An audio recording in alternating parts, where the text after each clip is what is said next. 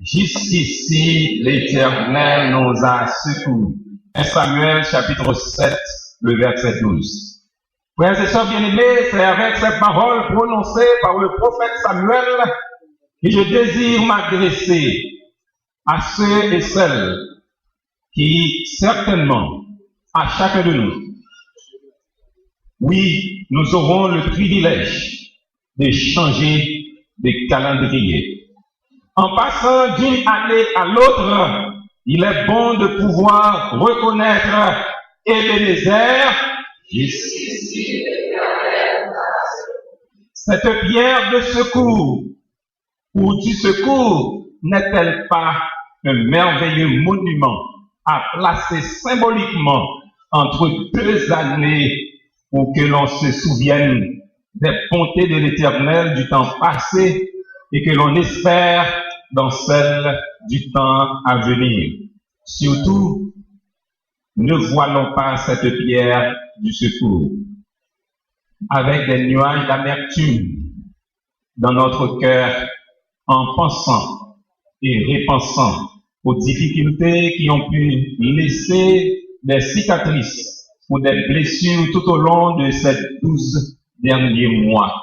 Ne minimisons pas la grâce de Dieu à notre égard. Elle a été réelle aussi bien dans les bons comme dans les mauvais jours. Je rappelle que les cicatrices et les blessures des mois passés sont là pour nous rappeler à l'ordre dans cette nouvelle année afin que nous n'oublions pas que nous sommes des pèlerins et voyageurs dans un monde qui n'est pas le nôtre. Nous sommes des étrangers sur la terre, a dit le psalmiste au psaume 119, le verset 19. Nous devons avoir un comportement et des habitudes qui doivent nous différencier de ceux et de celles qui n'ont pas en vue la cité de Dieu, la cité céleste. Étrangers et voyageurs, il nous appartient de tout faire, mes frères et mes sœurs en Christ, pour garder notre identité d'enfant de Dieu. Tout faire pour résister à l'appel d'un monde manipulé par le prince des ténèbres. Tout faire pour résister aux tentations que nous avions autrefois et qui viennent encore nous harceler. Bien-aimés, a déclaré l'apôtre Pierre, je vous exhorte, comme étrangers et voyageurs sur la terre, à vous abstenir des convoitises charnelles qui font la guerre à l'âme. Si vous invoquez comme Père celui qui juge selon l'œuvre de chacun, sans exception de personne, conduisez-vous avec crainte pendant le temps de votre pèlerinage. Ebenezer, jusqu'ici l'Éternel nous a secourus. C'est parce qu'il l'a fait, mes frères et mes sœurs en Christ, d'une façon incontestable, que nous pourrons commencer avec assurance nos premiers pas dans cette nouvelle année. Avec assurance, puisqu'il n'y a aucune raison que le Seigneur nous abandonne au cours de route, puisqu'il a voulu et il veut encore que ceux qui sont à lui restent avec lui pour l'éternité, d'après Jean chapitre 17, le verset 24. Dieu ne veut pas se débarrasser de nous. Il ne veut pas nous perdre. Bien au contraire. Nous ne sommes pas une charge pour lui, même s'il doit nous porter, voire même nous supporter. Jusqu'à notre vieillesse, a déclaré Isaïe chapitre 46, le verset 4. Je l'ai fait et je veux encore vous porter, vous soutenir et vous sauver.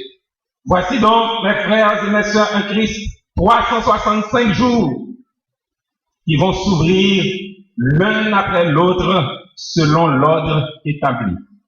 Que l'on soit pressé ou non, nous ne pourrons les vivre qu'un par un. Raison pour laquelle nous sommes invités à ne pas nous inquiéter du lendemain si nous voulons vivre le présent avec un cœur en paix. Une leçon, mes frères et mes sœurs en Christ, il nous faudra encore apprendre en oubliant les fausses sécurités provenant d'une sagesse humaine. Fausse sécurité résulter dans notre emploi, dans notre santé, voire même ce que j'appellerais d'une sagesse charnelle, voire diabolique, pour parodier l'apôtre Jacques en son chapitre 3, le verset 15 du livre qui porte son nom.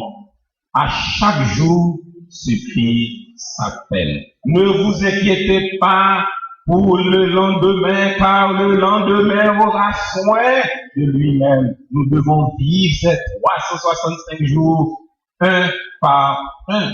365 jours, un chemin qui semble long lorsqu'on enlève la première feuille, la première page d'un nouveau calendrier. Mais un chemin court, trop court peut-être, lorsqu'on enlève les dernières pages de cette année 2014. Frères et sœurs bien-aimés, une année est longue ou courte par rapport à la façon dont l'année a été vécue, soit pour la gloire de Dieu, ou bien nous avons perdu notre temps. 2014, un chemin bien court pour ceux qui ont vu passer cette année à toute vitesse, étant surpris d'avoir si peu conscience de ces 365 jours derniers, d'avoir si peu vécu pour le Seigneur, année vide comme un panier percé, année qui n'a rien apporté comme fruit. À quoi donc on peut servir ces 12 mois? 2014, un chemin bien court, une année inutile pour ceux et celles qui n'ont pas saisi l'occasion de mettre leur vie en ordre pour accepter Jésus-Christ comme Sauveur et Seigneur. Oui, une année durant laquelle plusieurs s'en sont allés pour l'éternité. Une année où plusieurs ont été moissonnés sans avoir été sauvés. Et je vous rappelle que ceci est le signe annonciateur et avertissement solennel qui devrait nous interpeller et nous rappeler non seulement la fragilité de notre vie, mais aussi l'imminent retour de notre Seigneur et Sauveur Jésus-Christ qui viendra chercher tous ceux et toutes celles qu'il reconnaîtra pour les siens. Jésus-Christ revient bientôt.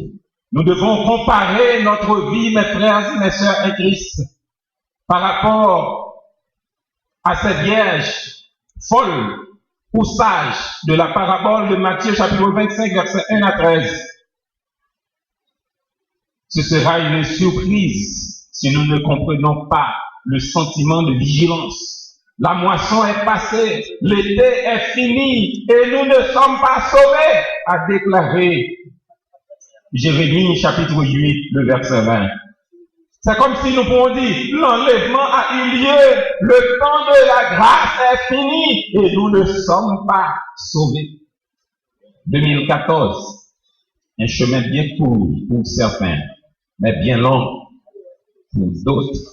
Un chemin bien long pour ceux et celles qui sont prêts pour le retour de Jésus-Christ et qui guettent le bruit de ses pas. Oui, je viens bientôt. Amen. L'Église répond, viens, Seigneur Jésus. Frères et sœurs bien-aimés, comprenons que ne pouvons plus ouvrir la porte de 2014 pour y apporter des modifications. Sachons profiter de l'année qui est devant nous pour racheter le temps, pour porter le fruit pour Dieu. Et Bénézer, jusqu'ici, l'Éternel nous a secourus. Une réalité dont nous ne sommes pas peut-être toujours conscients. Pourtant, nous devrions l'être si nous sommes encore en mesure d'entendre le message de Dieu. Et je vous invite, frères et sœurs bien-aimés, comme pour parodier un collègue qui s'appelle Ivan Katanou, qui dit, pour écouter le message de Dieu, je vous invite à vous connecter à Saint-Esprit FM. Oui, je vous invite à vous connecter à Saint-Esprit FM. Pour s'en convaincre, il nous suffit de penser à toutes ces personnes qui sont mortes dramatiquement l'année dernière. Quand je parle de l'année dernière, je parle de cette année 2014. Par qu'on le veuille ou non, 2014, c'est déjà le passé. L'année est en train d'être trépassée. Et nous ne pouvons rien faire pour l'année.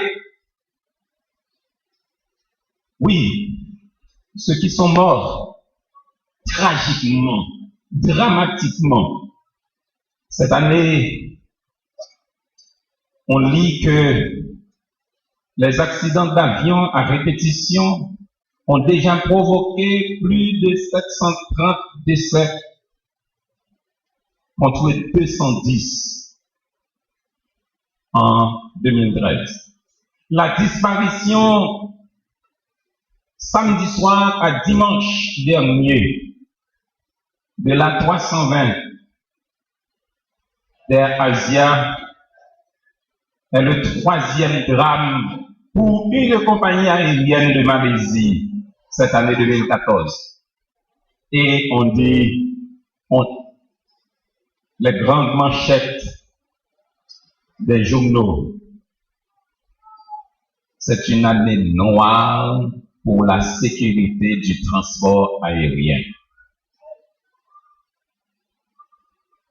Ceux qui ont péri dans les bateaux, nous pensons à ces 300 jeunes écoliers péris, noyés dans un ferry en Corée du Sud. Ceux qui ont péri dans les accidents de voiture, les incendies, les inondations, les meurtres, le banditisme, la criminalité, la guerre, le kidnapping. Nous pensons à ces plus de 200 jeunes filles enlevées par Boko Haram au Nigeria et dont on est sans nouvelles de ces jeunes jusqu'à aujourd'hui. Alors qu'elles n'avaient aucune conscience qu'elles perdraient la vie, ces personnes. Oui, nous disons, Ebenezer, jusqu'ici l'Éternel nous a secourus. Parce qu'il l'a fait hier en 2014, il peut encore le faire aujourd'hui en 2015, puisque Jésus est le même hier, aujourd'hui et éternellement. Cette pierre du souvenir que le prophète Samuel mit en évidence entre les ennemis d'Israël, c'est-à-dire les Philistins, et les habitants de Mitzpah, a été placée à la vie de tous afin de rappeler aux uns et aux autres, premièrement, Dieu est un secours qui ne manque jamais dans la détresse. Deuxièmement, celui qui se confie en l'Éternel est protégé, est rassasié et qu'il deviendra héritier du pays de la promesse. Cette pierre du souvenir, frères et sœurs bien-aimés, Ebenezer, jusqu'ici l'Éternel nous a secourus, placé symboliquement entre l'ancienne et la nouvelle année, nous invite à montrer une profonde reconnaissance envers notre Père céleste. N'a-t-il pas pourvu à tous nos besoins? Nous chantons grand en fidélité, ô Dieu, mon Père.